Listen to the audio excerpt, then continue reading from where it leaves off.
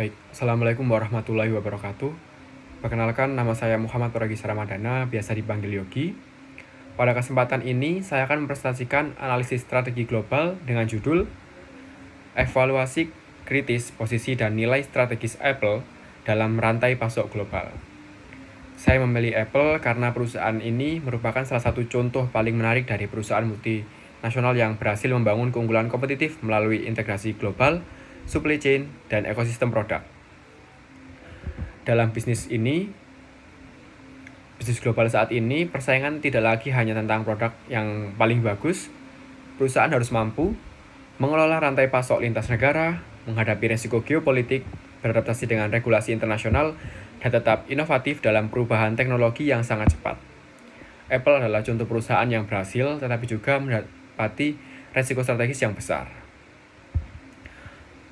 Pertanyaan utama saya pada analisis ini adalah, bagaimana Apple menciptakan nilai strategis dalam global supply chain? Bagaimana posisi global mempengaruhi biaya asing? Apa tantangan utama dan solusi strateginya? Apple menggunakan model desain dari Amerika Serikat, produksi di Asia seperti China, India, dan Vietnam. Strategi ini memberikan dua keuntungan utama, efisiensi biaya produksi, skala ekonomi yang besar. Apple bisa fokus pada inovasi dan branding, sementara produksi dilakukan oleh mitra manufaktur yang sudah sangat ahli. Namun secara kritis, strategi ini juga beresiko. Saat pandemi COVID-19 dan lockdown di China, produksi iPhone sempat terganggu. Ketegangan perdagangan AS-China juga meningkat resiko tarif dan pembatasan perdagangan. Artinya, sumber kekuatan Apple sekaligus menjadi potensi kelemahan struktural. Ekosistem sebagai keunggulan strategis, nilai Apple bukan hanya dari produknya, tetapi dari ekosistemnya. Jika seseorang membeli iPhone, biasanya ia juga menggunakan iCloud, App Store, Apple Music, MacBook, atau iPad. Semua saling terintegrasi. Strategi ini menciptakan switching costs yang tinggi. Konsumen sulit pindah ke merek lain, namun di sisi lain, model ekosistemnya tertutup. Ini juga memunculkan kritik dan tekanan regulasi, terutama terkait kebijakan App Store di Uni Eropa dan Amerika. Posisi Apple di pasar global, Apple memposisikan dirinya sebagai brand premium. Keuntungan di posisi ini, margin keuntungan tinggi, citra eksklusif, loyalitas pelanggan yang kuat, namun ada konsekuensi. Ketika ekonomi global melemah, produk premium lebih rentan terhadap penurunan permintaan atau peminatan. Selain itu, pesaing seperti Samsung Electronics memiliki variasi produk yang lebih luas di berbagai segmen harga, dan Huawei agresif dalam inovasi teknologi. Jadi posisi premium membuat Apple kuat, tetapi tidak fleksibel dalam strategi harga. Untuk analisis SWOT, kekuatan utama Apple, brand global yang sangat kuat, loyalitas pelanggan tinggi, cadangan kas besar. Inovasi berkelanjutan, kelemahannya, harga tinggi, ketergantungan pada manufaktur Asia. Peluang, pertumbuhan pasar India dan Asia Tenggara, integrasi teknologi AI untuk ancaman, regulasi anti monopoli, ketegangan geopolitik, persaingan inovasi yang cepat. Untuk analisis PESTEL.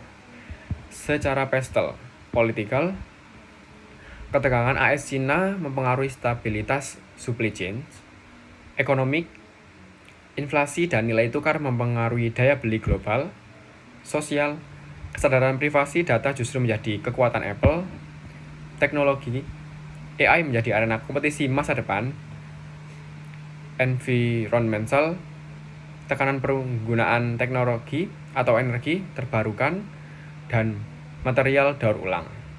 Untuk legal, regulasi anti monopoli di Eropa dan AS semakin ketat. Dari sini terlihat bahwa tantangan Apple bukan hanya dari pesaing, tetapi juga dari lingkungan eksternal. Tantangan strategi utama terdapat empat tantangan utama. Ketergantungan produksi pada satu kawasan utama, karena regulasi terhadap model bisnis tertutup, persaingan teknologi yang sangat cepat, risiko kejenuhan pasar premium. Artinya, meskipun Apple sangat kuat, posisi ini tidak sepenuhnya aman. Untuk rekomendasi strategis, saya menawarkan 4 solusi strategis. Pertama, di verifikasi produk ke India dan Asia Tenggara ini mengurangi resiko geopolitik. Untuk yang kedua, integrasi AI dalam ekosistem agar diferensiasi semakin kuat. Untuk yang ketiga, strategi produk yang lebih fleksibel, misalnya kehadiran varian yang lebih terjangkau untuk perkembangan tanpa merusak cita premium.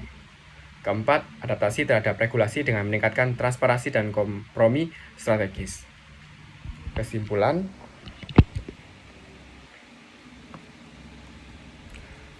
Apple berhasil membangun keunggulan strategis melalui integrasi global supply chain dan diferensiasi basis ekosistem, namun kekuatan tersebut juga membawa risiko struktural, terutama terkait geopolitik dan regulasi. Kedepan, keberhasilan Apple akan sangat bergantung pada kemampuan pembangunan rantai pasok yang lebih tangguh, beradaptasi dengan regulasi global, serta terus berinovasi dalam teknologi baru seperti AI. Jika mampu melakukan itu, Apple bukan hanya akan bertahan posisinya, tapi juga memperkuat dominasi globalnya dalam jangka panjang. Baik, terima kasih. Itu saja yang akan saya presentasikan pada saat ini. Mohon maaf apabila ada salah kata. Assalamualaikum warahmatullahi wabarakatuh.